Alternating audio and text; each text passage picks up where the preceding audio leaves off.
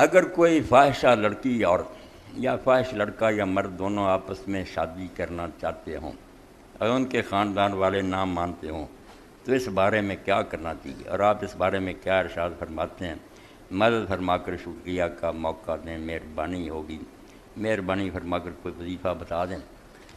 وظیفہ نے کی کرنا جدوں یہو جہے لڑکے لڑکیاں آپس تل جان نکاح کرن تے وظیفے انہوں چلو پڑھنا چاہیے کہ اللہ تعالیٰ انہوں نے دل پھیرے، مگر صحیح حال یہی ہے بھی جڑے یہو جہے فاحش مرد اور عورتاں انہوں دا نکاح کرنا چاہیے، بجائے جب وہ لڑکی کسی نیک دے گل پائی جائے۔ اگر وہ بدکار ہے تو بدکار دے حوالے ہونے چاہیے، جس طرح حضرت ابوبکر صدیق رضی اللہ تعالیٰ عنہ، حضرت عمر انہوں دا یہی سی بھی عدالت جدوں کنوارے کنواریاں آؤندے سی بدکاری کیتی، 100 کوڑا ماردے سی تو اتھے ہی نکاح پڑھ دیندے، تے بدکاری جو کردے جاؤ حلال طریقے نال زندگی گزارو، تو بجائے دے بھی وہ گندگی میں دوسرے گھراں پھیلائی جائے۔ اگر یہو جہی ہے کہ وہ آپس سے راضی ہے تو کہنوں رکاوٹ پاؤنی ہے، تسی کوئی ہور شریف بچی لبدے پھرو گے یا کوئی بیٹا، کچھ نہیں فائدہ۔ یہو جہاں حوالے کرو رب دے، آپے بھگتدے پھرن گے۔ اگر انہوں دی نیت ہے انہاں دے نکاح کر دینے چاہیے، جڑے نہیں کردے نتیجہ برا ہی ویکھی دا، نیک بچی لیا کے دیں وہ برتاؤ نہیں اچھا کردے، طلاق تک نوبت پہنچ گئی ہے، کچھ نہیں فائدہ۔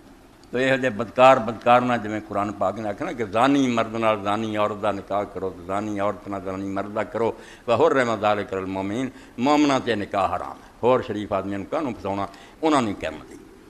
باقی اگر وہ منائے جا سکتے بھی چلو ہن جو کچھ کر لیا ہونی کوئی نیک رستے تے چلو کچھ کر لو۔